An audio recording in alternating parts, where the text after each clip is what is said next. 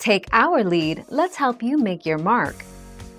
Our goal is your satisfaction. Let us show you the way. Most stores don't deliver more than 6 miles max, but I have seen a rare store or two push it to 7.5 miles.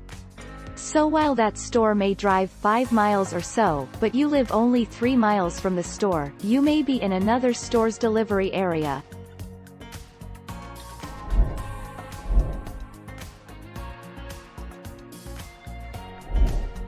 Take our lead. Drivers are paid 30 cents per mile, tip and $1.25 per delivery, which typically takes 20 minutes round trip. Domino's delivery drivers also answer phones to take orders while in the store. 18 September 2015. Thank you for watching. Please subscribe and hit the bell notification.